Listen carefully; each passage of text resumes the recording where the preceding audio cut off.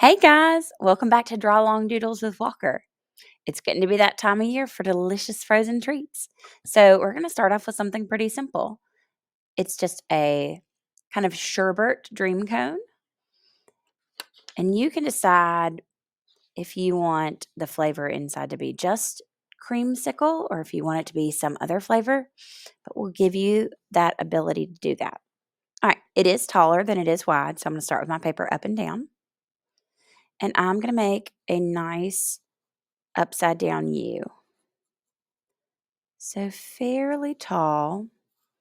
And I'm going to try to be even about where the curve is so that it's not more towards one side or the other, so that it is nice and evenly distributed. Okay. Now, instead of coming flat across, I'm going to curve slightly on my edges because I know that popsicles usually have a curved edge. It makes it easier to come out of the mold. Now, we need to come in and get the side that we're going to be able to see. So I'm going to angle up right here from the bottom. And then I'm going to create the profile of that side, coming up and in, just like it was turned a little bit towards me. Now, we're going to go ahead and come put the popsicle stick on. So figure out where the middle is. And you can come and add your popsicle stick. It might be just a long straight one, or it might be one of those that has a slight width at the bottom to hold on to. Now, because it's turned this way, we're going to have a slight vision of the edge of that popsicle stick on the same side.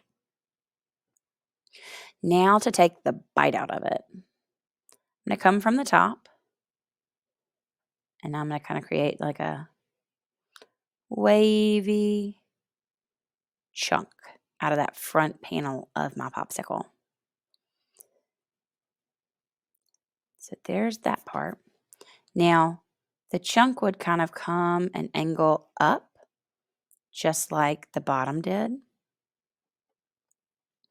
And then this line would end up imitating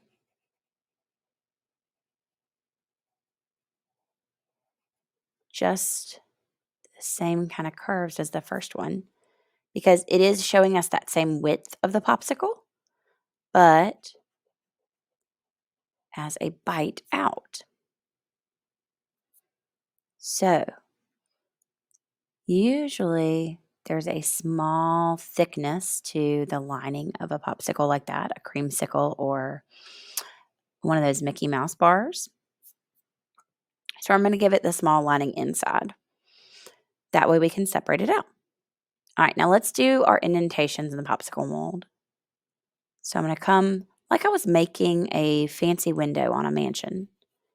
And I'll have a small arch that's long in its stature.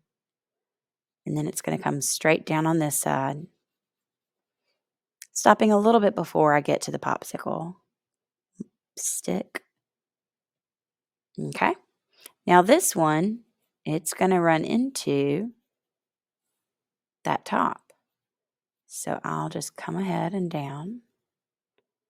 Try to stop these at about the same place. These aren't rock solid lines. These are more of that indentation.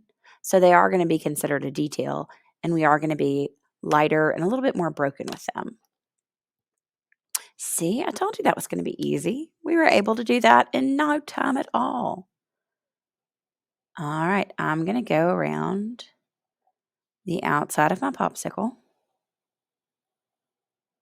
Ooh, that makes me want a popsicle.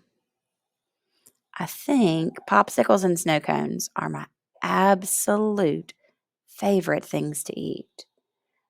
I like cake and things like that, but there's something about a snow cone or a popsicle that just, whew, it is my favorite. I'm going to get the back side of this bite that we've taken out of it. And now from here, what we have are details. So we're going to go with a thinner line, if you have it. I'm going to come and show the back part of the side of the popsicle stick. I'm going to show the edge of that coating within the bite. And then I'm going to kind of come with a light broken line for the indentation.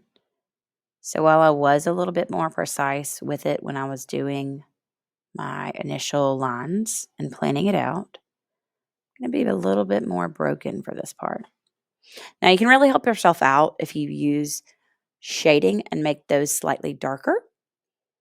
However, that is totally a personal choice. You may like the kind of flat look, and that is okay.